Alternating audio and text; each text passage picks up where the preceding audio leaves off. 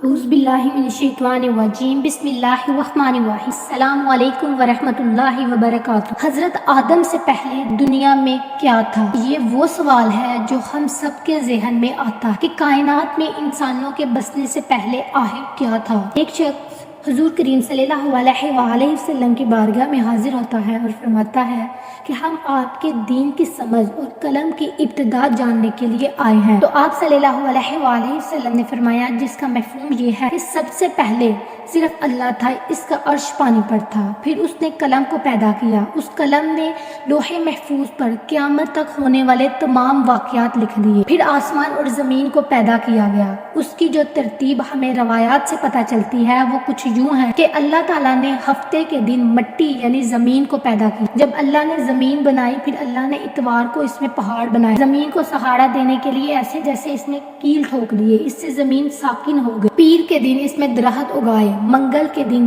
تکلیفیں، مصیبتیں، جراثیم اور بیماریاں بنائی گئی، بدھ کے دن نور کو پیدا فرمایا، جمعرات کو زمین میں چوپائے بنائے اور انہیں زمین پر پھیلا دیا، اور پھر جمعے کے دن کی آخری گھڑیوں میں یعنی عصر کے بعد حضرت آدم علیہ السلام کو پیدا فرمایا گیا۔ اللہ تعالیٰ نے انسان کی پیدائش سے پہلے اس کی آسائشوں کے لیے زمین پر ضروریات کی تمام چیزیں پیدا فرما دی تھی، یعنی مخلوق کی ابتدا میں آخری نمبر پر انسان کو پیدا کیا۔ نسل انسانی میں سب سے پہلے تخلیق حضرت آدم علیہ السلام کی تھی، وہ تمام انسانوں کے باپ ہیں۔ انسانوں کی پیدائش سے پہلے فرشتوں اور جنوں کی تقریر بھی ہو چکی تھی۔ فرشتے اللہ تعالیٰ کی وہ مخلوق ہیں جن کا اصل ٹھکانہ آسمان ہے اور وہ زمین والوں کے لیے استغفار کرتے ہیں۔ فرشتوں کو نور سے پیدا کیا گیا جبکہ جنوں کی پیدائش آگ سے کی گئی۔ کچھ روایات سے پتہ چلتا ہے کہ حضرت آدم علیہ السلام سے 2000 سال پہلے جنات پیدا کیے گئے، اور جب وہ فتنہ فساد میں حد سے آگے بڑھ گئے تو اللہ تعالیٰ نے ان کی طرف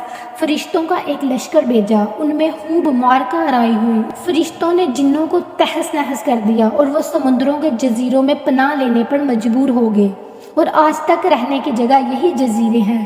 ابلیس یعنی شیطان جو جنات کا سردار تھا، اس کا ایک تخت ہے اور وہ تخت پانی پر ہے۔ ابلیس کا اصل نام عزیز تھا اور اس کی نافرمانی کے بعد اسے ابلیس کا نام دے دیا گیا۔ ابلیس کا وہ تخت حقیقتاً کس جگہ پر ہے یہ ہم نہیں جانتے۔ جب اللہ تعالیٰ نے زمین کو انسانوں کے ذریعے سے آباد کرنا چاہا تو انسان کی تخلیق فرمائی، کیونکہ جنوں میں انسان جتنی فہم و فرست نہیں تھی۔ کہا جاتا ہے کہ جنوں میں سب سے زیادہ علم بچے کے برابر عقل رکھتا ہے۔ اللہ نے انسان کی تخلیق کر کے اس میں روح پھونکی، پھر اللہ نے فرشتوں سے فرمایا کہ میں زمین پر اپنا نائب بنانے والا ہوں۔ فرشتوں نے اللہ سے پوچھا کہ ایسی مخلوق کو کیوں پیدا کرتا ہے جو زمین پر فساد کرے، خون بہائے، اور ہم ہر وقت تیری تعریف اور پاکیزگی بیان کرتے ہیں۔ اس پر اللہ تعالیٰ نے فرمایا کہ جو کچھ میں جانتا ہوں وہ تم نہیں جانتے۔ فرشتوں کے اس سوال کے دو مقصد تھے، پہلا یہ کہ کیا یہ بھی جنوں کی طرح زمین پر فساد کریں گے، دوسرا یہ کہ ہم سے تیری عبادت میں کوئی کوتاہی ہو گئی ہے کیا۔ بہرحال جب اللہ تعالیٰ نے آدم کو پیدا کیا تو زمین سے مٹی لانے کا حکم دیا۔ اللہ کے پاس اس کے حکم کے مطابق مٹی لائی گئی، وہ مٹی اللہ تعالیٰ نے پوری زمین سے اٹھوائی تھی۔ یہی وجہ ہے کہ آدم کی اولاد زمین کے رنگ کے مطابق ظاہر ہوئی۔ پھر اللہ تعالیٰ نے خود انسان کا ڈھانچہ تیار فرمایا۔ اللہ تعالیٰ نے انسان کی تخلیق فرشتوں کے سپرد نہیں کی بلکہ انسان کو خود ایک مورتی کی صورت میں ڈالا، اس کے بعد ایک مقرر مدت تک اس کو چھوڑے رکھا، یہاں تک کہ وہ گیلی مٹی خشک ہو گئی اور اس کا رنگ سیاہ ہو گیا اور اس میں خشک ہو کر کھنکھناتی مٹی بن گئی، باہر میں آگ پر پکی ہوئی مٹی کی صورت اختیار کر گئی، جسے قرآن پاک میں فخار کہا گیا ہے۔ اس مٹی کے لیے اور کچھ لفظ قرآن مجید میں ملتے ہیں، یعنی سیاہ مٹی مسنون۔ انسانوں کو ایک بہترین شکل عطا کی گئی۔ اس وقت انسان کا قد بہت لمبا تھا۔ سب سے لمبا قد حضرت آدم علیہ السلام کا تھا۔ ایک روایات میں حضرت آدم علیہ السلام کا قد یعنی 60 میٹر بیان کیا گیا ہے۔ جب اللہ تعالیٰ نے انسان کا ڈھانچہ بنا کر اس سے خشک ہونے کے لیے ایک مقرر مدت تک چھوڑے رکھا تو ابلیس یعنی شیطان اس کے ارد گرد چکر کاٹنے لگا۔ وہ اس ڈھانچے کو ٹھوکر مارتا تو اس میں ایسی آواز آتی جیسے خالی مٹی کے مٹکے سے آتی ہے، اور اس نے دیکھا کہ یہ ڈھانچہ پیٹ والا ہے تو وہ سمجھ گیا کہ یہ مخلوق اپنے آپ پر قابو نہیں رکھ پائے گی۔ حضرت آدم علیہ السلام میں روح ڈالنے سے پہلے فرشتوں کا گزر اس ڈھانچے کے پاس سے ہوا تو وہ گھبرا گئے، اور ابلیس بھی ڈھانچے کے پاس سے گزرا تو ٹھوکر مار کر کہتا، یہ تجھے کس خاص مقصد کے لیے پیدا کیا گیا ہے؟ یہ کہہ کر وہ اس کے منہ کے راستے میں داخل ہوا اور کمر کے راستے سے باہر آیا، اور فرشتوں نے کہا، اس سے گھبرانے کی کوئی ضرورت نہیں، اگر مجھے اس پر مسلط کیا گیا تو میں اسے ہلاکت میں ڈال دوں گا، اور اگر اسے مجھ پر مسلط کیا گیا تو میں یقیناً اس کی نافرمانی کروں گا۔